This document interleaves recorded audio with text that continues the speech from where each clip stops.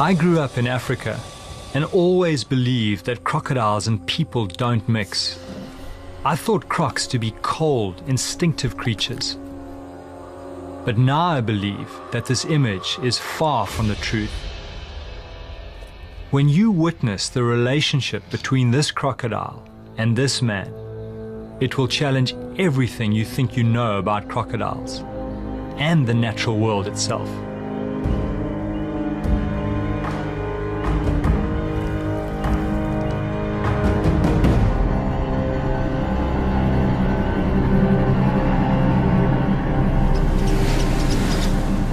My journey of belief starts here in southern Africa, on a boat in the Okavango Delta.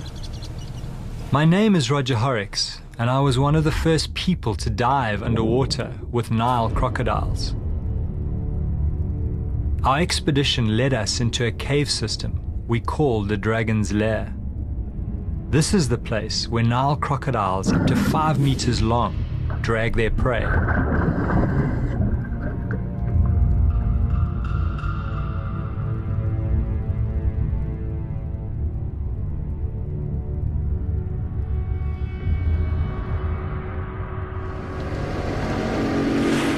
Our guide was veteran riverman Greg Thompson. The scary thing with crocodiles is they're one of the only animals that consider people as food. Underwater, we had an experience that challenged all that. We had an encounter with an animal that was just unlike anything we had experienced before. It allowed us to be so close. Why was this animal not showing any aggression? Why did it allow us to be with it for hours? These intimate moments revealed an aspect of crocodile nature I had not thought possible. It felt as though the crocodile had invited us into its lair, as if enjoying our presence. And I started thinking, would it be possible for a crocodile to form a bond with a human, an animal we've always thought incapable of feelings?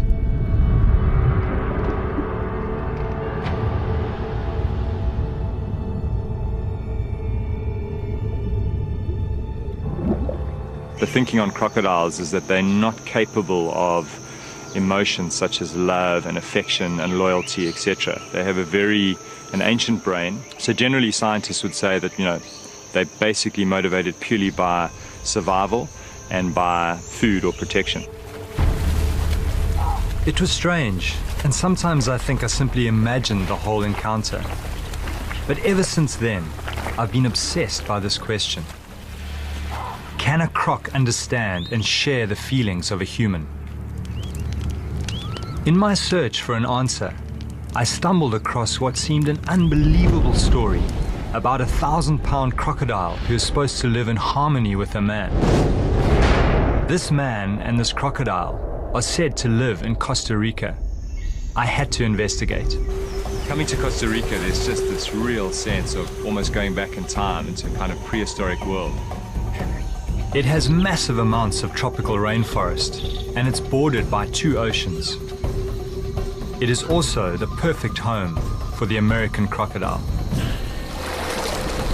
Some say American crocs are a less aggressive species than Nile crocs. It's true the statistics show far fewer attacks than Niles, but like all crocodiles, they are supreme hunters. And in Central America, and Costa Rica in particular, they have most definitely attacked and even killed people.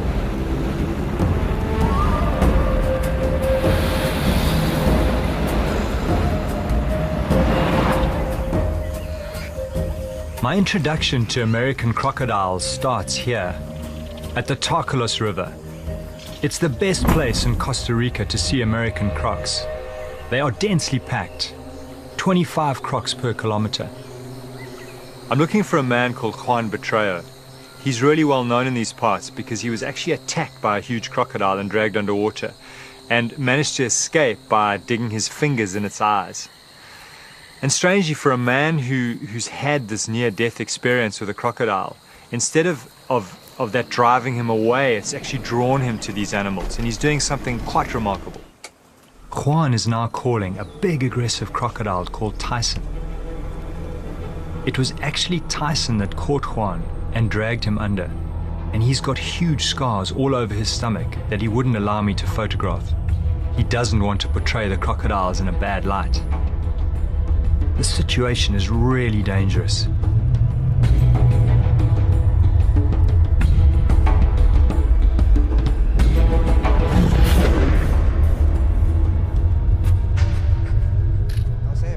Conocer a la gente que pues todos los cocodrilos no son tan agresivos como a veces parecen. Entonces, para darles a entender a la gente que hay que cuidarlos, que hay que conservarlos y que no son como a veces se cree que devoran todo y todo esto. Entonces, es para un poco más de concientización a las personas que no hay que tenerles tanto miedo, sino que hay que conocerlos. Watching this, it is very clear that these animals are capable of learning. There's an intelligence here. And what I found even more remarkable is that they are wild animals. In other words, they're living in a wild river, they're not dependent. And yet he had the sort of the sense to actually reach down and touch its nose. I mean, how had he found the courage to take the physical intimacy so far?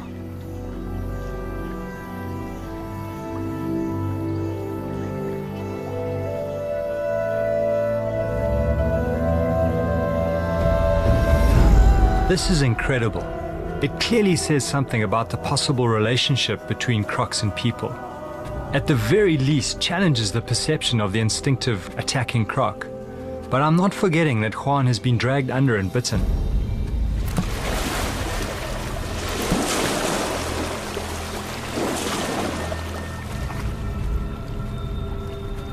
It's hard to imagine more intimacy with a croc. But Juan keeps telling me about Tarzan Chito. He's the man I heard about, who's supposed to swim with a huge croc. Juan told me to travel to the East Coast and find a girl, Jocelyn Aguera. She could introduce me to Chito.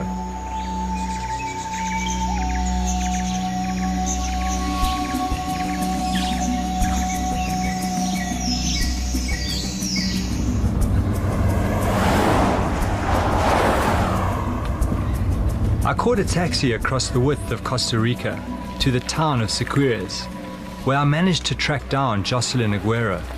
She'd been attacked by a crocodile and saved out of its jaws by Chito. Luego cuando yo ya sentí que yo no aguantaba más, entonces yo dije que sea la mano de Dios. Y después me sacó, Chito estaba ahí pescando. Y él me sacó, se dio un bombazo y seguramente al sentir que...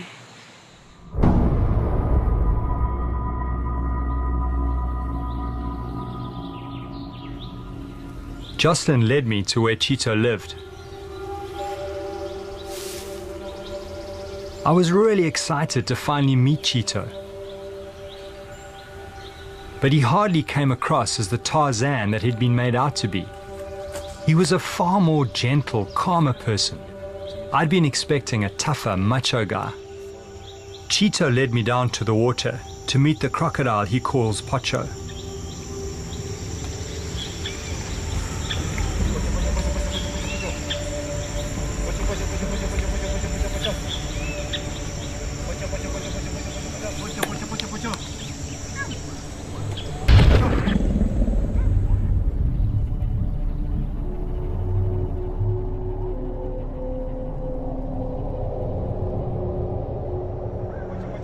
I felt a bit nervous, but I could immediately sense that Chito was not afraid. The crocodile seemed to be responding to his voice. I just can't imagine him actually getting into the water with this animal. You see the face? The eyes? He's happy, he's looking. See it? When you see the eyes open. ugly, Yeah. it's a little, something happens, but he's really happy with this. The eyes. Pocho is a monster, at least 16 foot long, with a massive girth. Go, Pocho. Little fast, Pocho, little fast.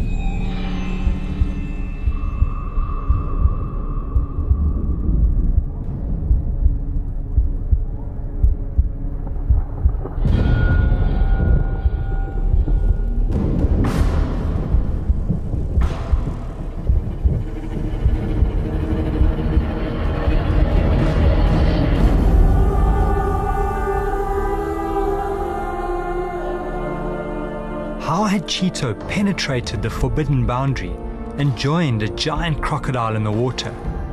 It seemed impossible, but here it was in front of me.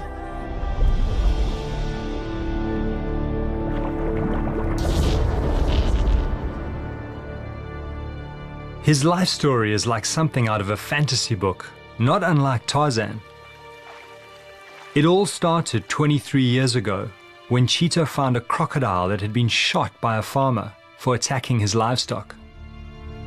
With incredible and almost inhuman patience, Chito nurtured this crocodile back to life, sometimes chewing fish in order to encourage the crocodile to eat. It took him 3 years to get the crocodile back to full health, and after that, because it grew so quickly, he named it Pocho, which means a big, strong, handsome guy. He claimed that during this period of care and recuperation, a really strong bond started to develop between the two of them, something which my research had told me was highly unlikely. I think he don't want to make me never hurt me because we have 20 years together, and maybe we would have a problem in 3 years, 2 years, and now it's 20 years and nothing. As far as I know, no human has ever swum and touched a huge crocodile in the water and not been attacked. What Pocho is allowing has probably never been seen before in the history of the human-animal world. Yeah, meeting Chito is just like, my strongest impression was almost, it's like meeting a kind of modern day shaman. He clearly has a very, very strong affinity with nature, and he spent a huge amount of time in nature as well. And that passion, that commitment is very, very evident.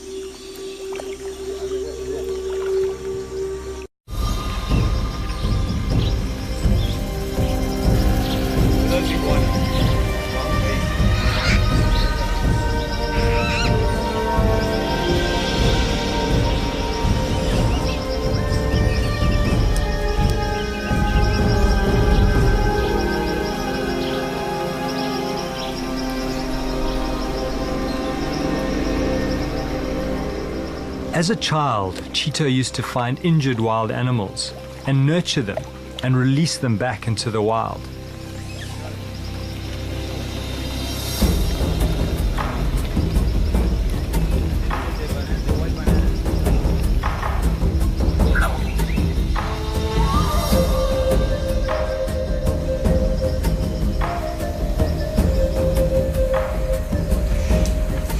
The more I spent time with Chito, the more I realized that he has this incredible sensitivity to animals and wilderness.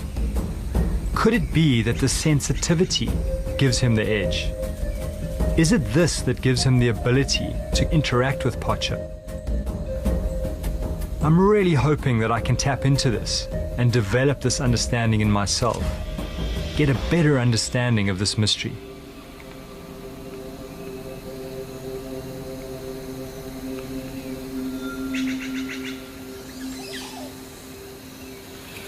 Chito was determined to take me deep into the jungle, to a place that is very special to him and Pocho.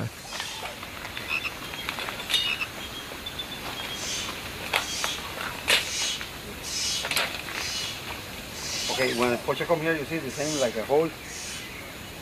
The incredible thing is that once Pocho actually regained his bulk and he started recovering, word got out that Chito had this animal, and of course he didn't have a license for it, so the police came to try and take it away from him, and he brought it to this area.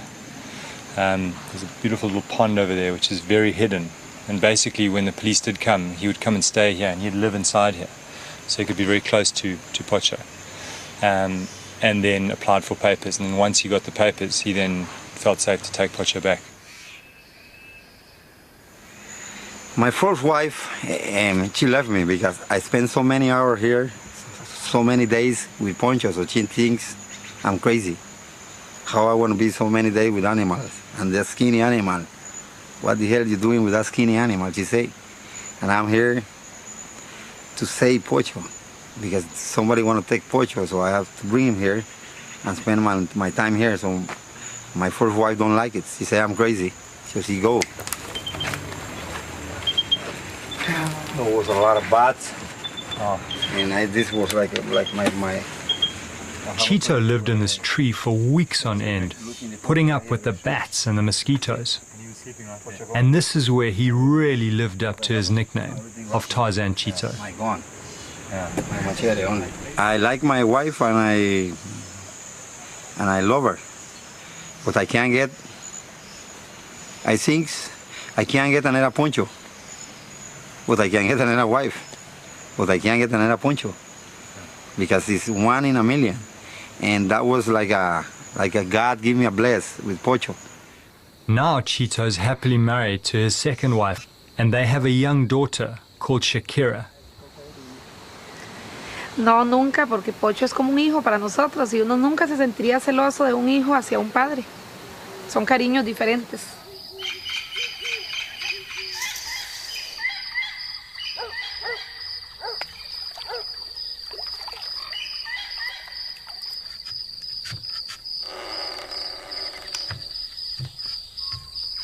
His family were initially very concerned that the crocodile would eat him, so Chito had to sneak out in the middle of the night to be with his beloved crocodile. Chito's wife, Olga, thought he was actually out drinking with his buddies, but she became suspicious when he kept coming home with his clothes wet. Y él entró y estaba mojado, entonces yo le pregunté por qué y me dijo que se había caído en el estanque que hay frente a la casa. Pero le seguí preguntando y me di cuenta que era que estaba con el cocodrilo adentro. Yo me entrego totalmente a Pocho, el sentimiento mío. I give myself totally to Pocho. The feeling I have is like when I go to sleep. I feel very calm. When the night comes, I feel at peace in the natural world with Pocho. Full moon is the height of our coming together. It's when crocodiles are most alert because all the other animals are very active. It's the hunting time. His worst time is when it thunders. He gets out of the water. I think he knows the lightning is dangerous.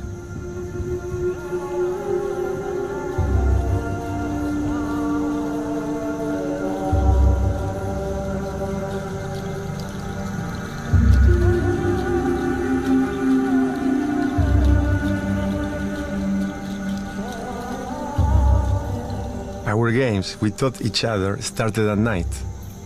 The death roll other crocs used to rip chunks of meat from prey became one of our first games.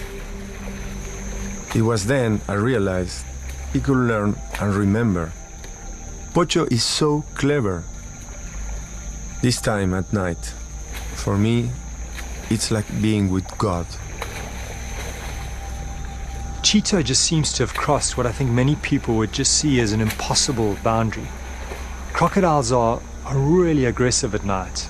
It's when they hunt. And yet he somehow seems to have turned this to his advantage and actually used it to build intimacy with this animal.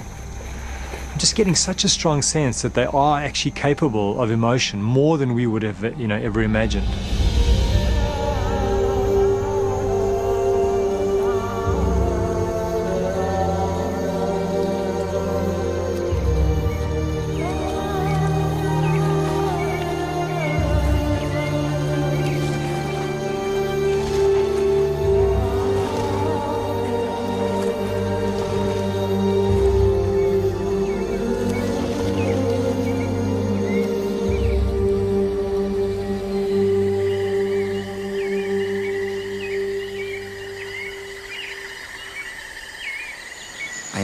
I feel like an animal, so they feel me like a brother, like something. But if I don't feel like an animal, I can't go close to them because I feel they want to think I'm a people and I want to hurt them. Once Pocho was big and healthy again, Chito released him into a nearby river system. Waking up the next morning, Chito couldn't believe his eyes. There was Pocho sleeping on his veranda. After that, he tried releasing him a few times again, but the same thing happened. And so Pocho became part of the family, his daughter Shakira growing up around this huge animal.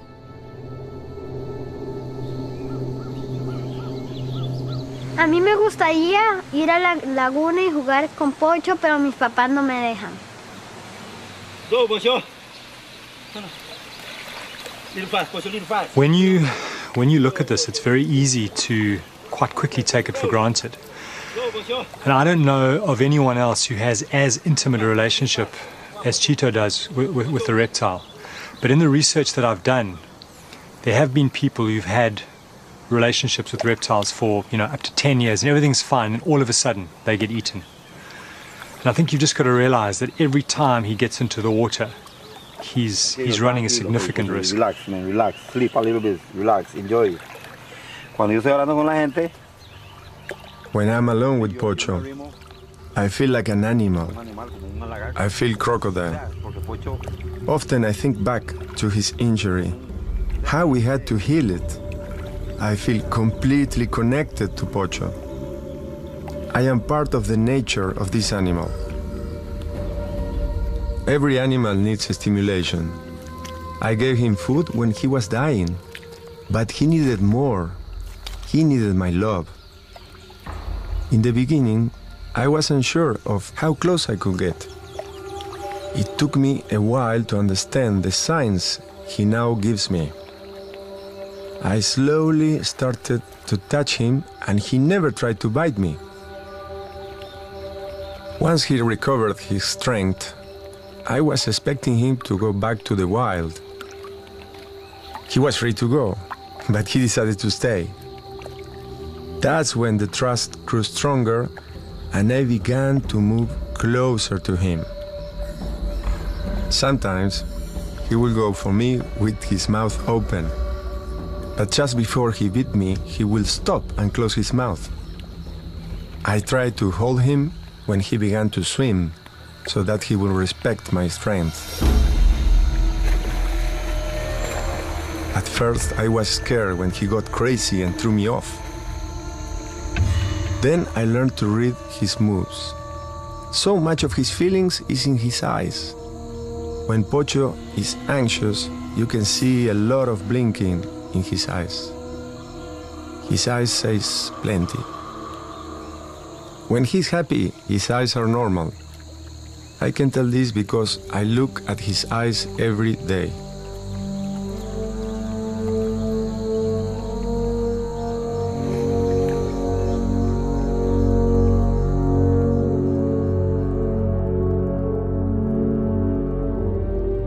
He loves the touch. He loves me. He also watches my eyes. I communicate through my eyes that I don't want to hurt him.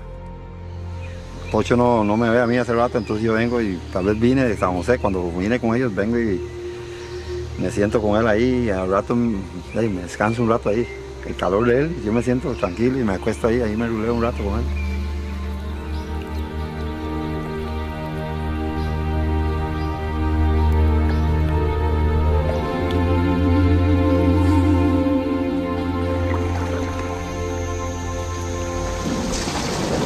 I think the one thing that you can't discount is that this animal was shot in the head, so it's not inconceivable that has somehow modified its behavior. What could have happened is that because of the huge shock to the brain, it has been reprogrammed, and the deep nurturing that Chito has shown has somehow modified the usual crocodile behavior. At my lightest touch, he now responds. If I try to force him in any way, he just uses his strength. He pushes me out of the way. This touching language took 3 years to develop. There is another form of communication. You see, crocs can feel a struggling animal from hundreds of meters away. I use the vibration I make with my hands in the water to communicate with him.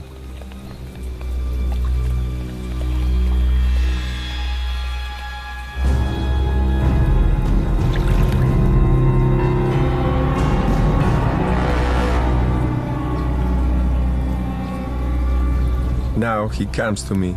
He loves the touch. But he also likes to touch me with his body. Very gently when he's happy and with strength when he's agitated.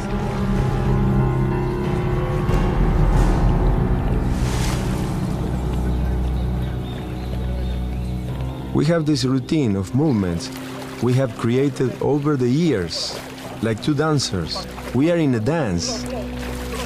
If I forget one of the moves, he doesn't like it. He won't cooperate. That's when I have to go back and do the movement again. Then he does it much better and he's happy again. I never push him. I only try things twice. If he doesn't do it, I leave him. You can't push a 1,000-pound animal around. When you first see this, you immediately think it's impossible.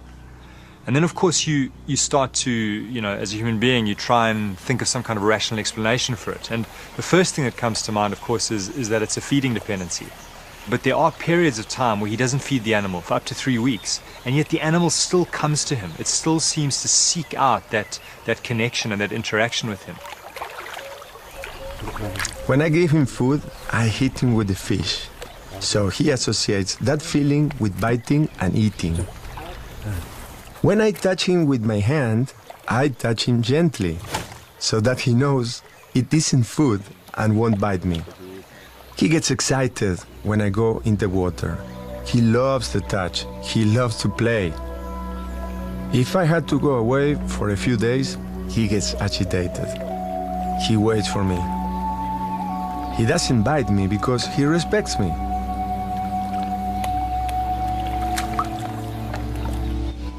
I've been completely seduced by what I think is the true nature of this relationship. But I was about to experience a completely different side to the story.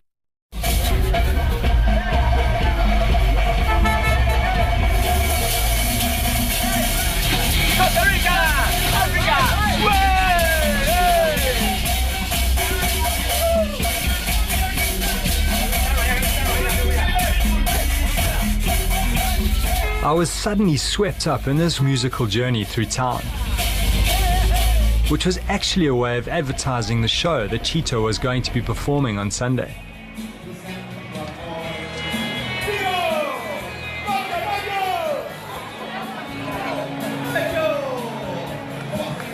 The day I feel afraid, no more show. As I watched all these people arrive and a circus-like mood starting to develop, I just felt really uncomfortable on so many levels. There was all this money changing hands, and that leads you to question the motive. It always does. Is he looking after this animal because he loves the animal, or is he just looking to make money?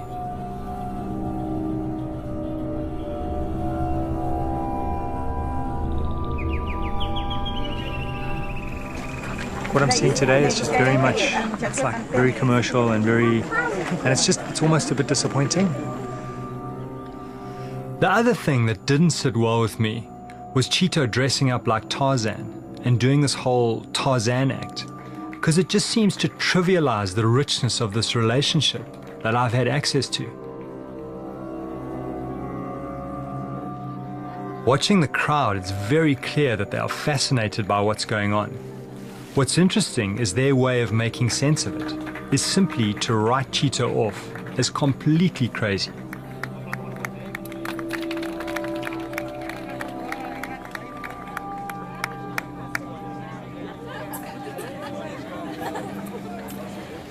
I thought, I can't believe this. And it's unbelievable. I mean, I would never do that.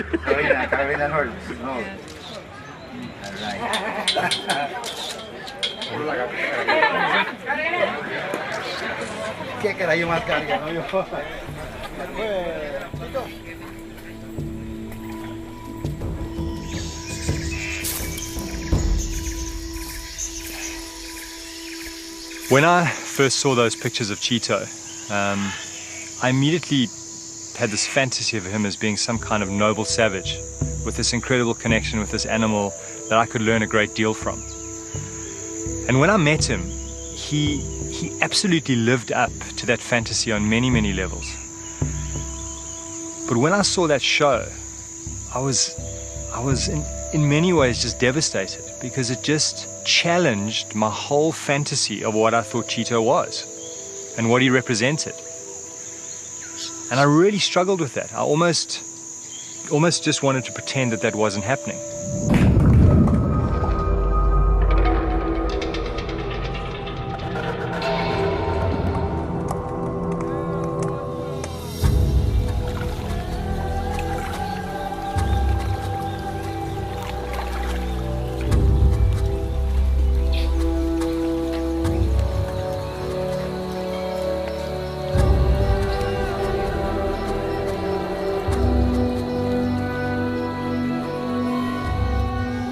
And now I'm starting to wonder if Pocho would relate to all people like he does to Chito.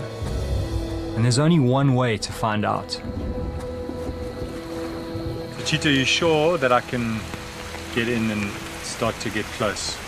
Yes, we worked a little bit this morning and the crocodile kind of feel you already. Okay. So don't afraid. Okay. Trust me, okay? And trust the crocodile. Okay. When I say, you stop a little bit. But don't run away. Yeah. Because if you run away, the guy want to think you're afraid and he want to follow you. Okay. So you feel strong and looking face every time. Okay. And a very nice smile.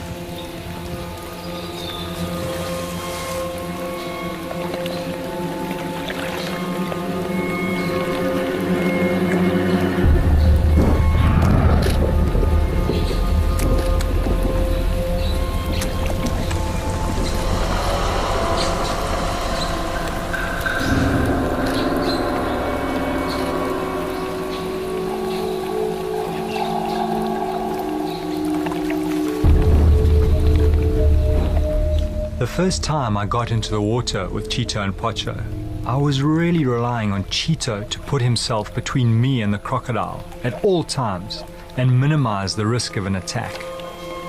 The only other person that got into the water with them had his ribs broken when the animal just lashed out with its tail.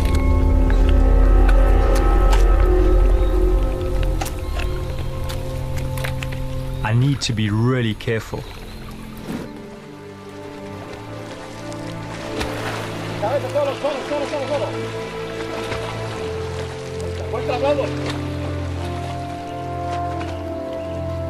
I'm starting to get a richer picture of the language of the crocodile.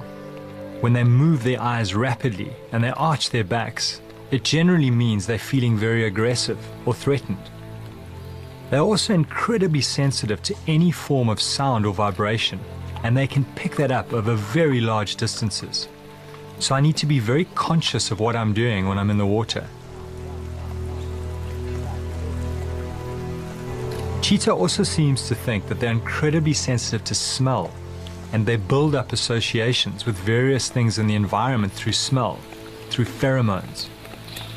But it got quite hairy at times where I could sense that crocodile wanting to come in, and I just had to trust his ability to kind of read and manage the situation. Well, I think everything in the natural life move and have something they can understand. But you have to have the direct communication, the chemic. So you want to have it, and you do it with heart, you feel it. If you don't do something good, you don't want to have nothing. So, Pocho, no, tranquilo, Pocho, Pocho. Wow.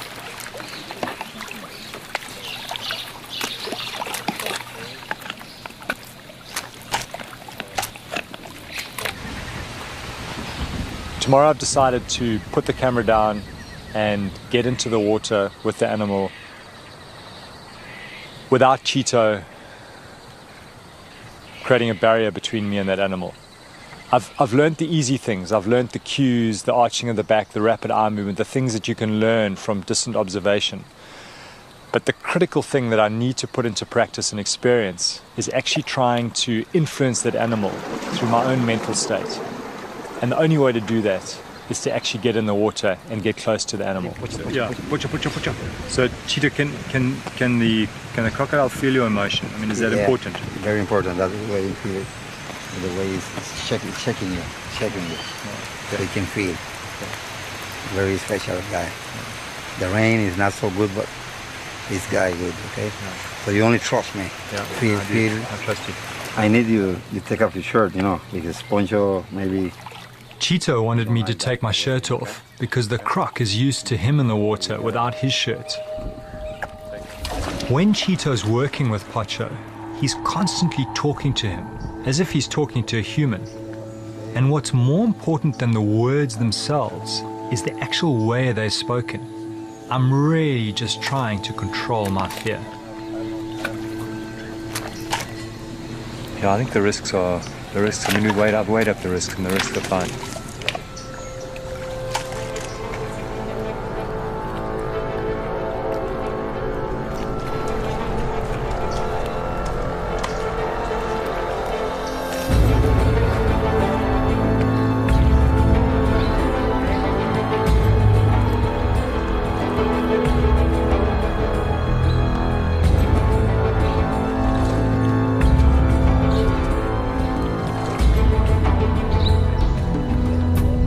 As I approached the crocodile and held its tail from behind, he immediately reacted and swam off and started to display very aggressive behavior.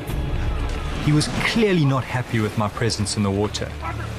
His arched tail in crocodile language indicated he was agitated. And this is interesting because it's clearly the relationship is between the crocodile and Chito. That's where the trust lies. So that's the basis of this entire relationship. I'd been rejected by this crocodile and I was leaving the next day. I just wanted one more chance to see if I could create some kind of connection. Before I met Chito, I would never have considered engaging a 16-foot male crocodile on the surface.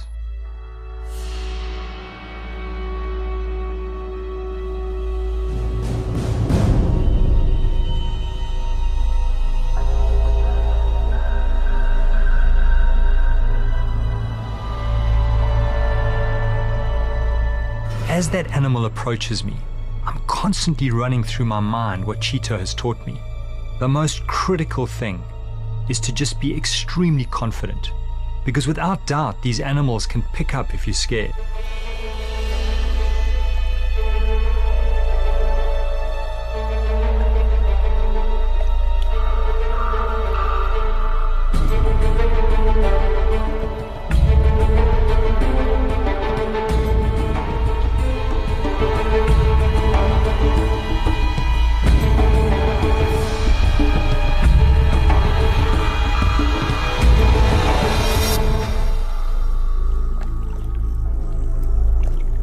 As Pocho disengaged and swam past, I reached out and touched the dragon.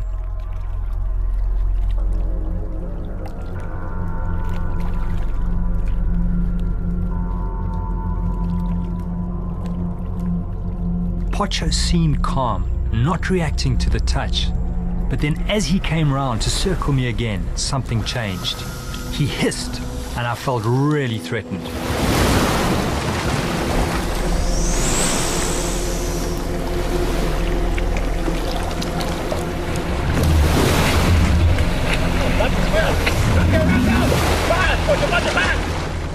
You feel vulnerable. I mean, those teeth coming towards you, it's pretty, it's pretty scary. But in my mind, I already had a positive outcome. Estresado, entonces le puse la mano en la cola y me hizo un toque en la cola ahí como que y ahí iba. Y el primer tiro sí que iba a explorar, pero el segundo tiro tal vez iba como no a comérselo, pero como decirle que fuera de aquí. O sea, no sé, algo así como que él defendiendo su territorio. Pero ya el segundo tiro sí venía, o sea, no lo vi que venía, desde que venía allá ya venía como muy más loco, ¿entiende? Explíquele eso. It's very clear to me that Chito and Pocho have a lifelong bond, and for me to form any kind of connection with this animal would take years of hard work. Being in the water with this animal made me realize just how reliant Pocho is on Chito. And the problem is that Pocho could easily live to be over 100 years old. So what would happen to the crocodile when Chito dies? The plan is that when Shakira gets to 18, she will start to learn the crocodile language. and slowly take over the care of Pocho. Porque él es parte de mi familia y yo siempre he estado con él y yo lo quiero mucho y lo voy a cuidar cuando esté grande y lo quiero mucho, mucho, mucho. Por mucho tiempo lo voy a cuidar mucho, mucho.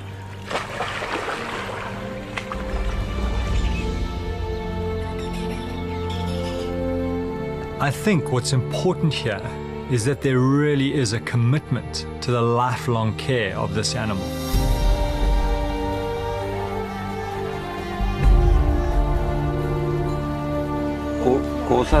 Cosas que ha hecho que yo comparto mucho con él. I have shared a great deal with Pocho when we are alone.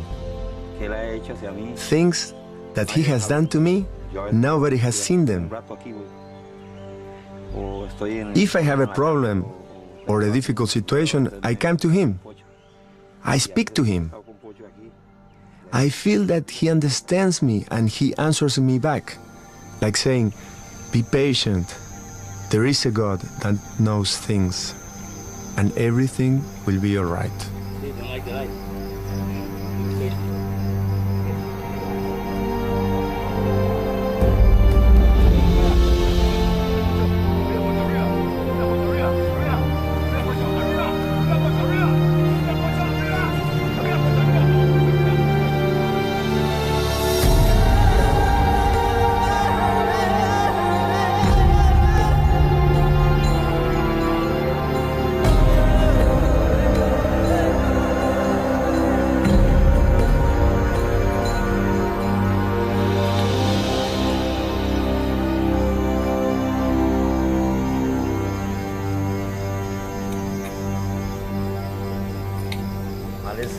Las relaciones con animales es muy importante para todo el mundo, que ellos puedan. The relationship with animals is very important for all the world. People don't understand, but people like you who are close to nature get it fast. Other people think I'm crazy, and this is why it's so important for you to be here, because that way you can tell the world about my relationship and what it means for me as a human to have this friendship with Pocho.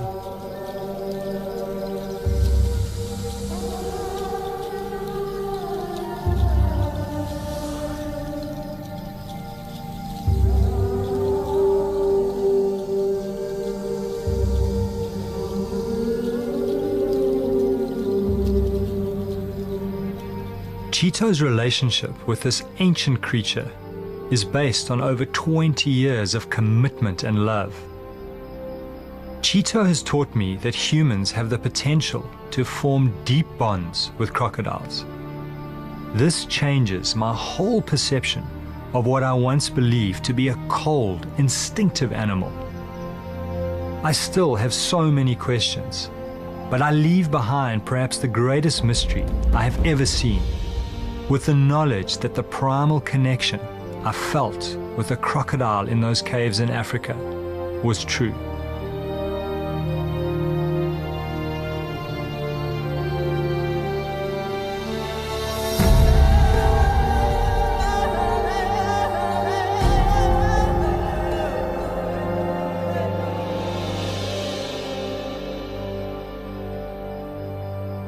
And that's where I thought the story ended. Then a few months later, I heard tragic news from Costa Rica. Pocho the crocodile had suddenly died of natural causes, leaving Chito and family distraught. And I wondered in my sadness if the world would ever see a man and a crocodile in love again.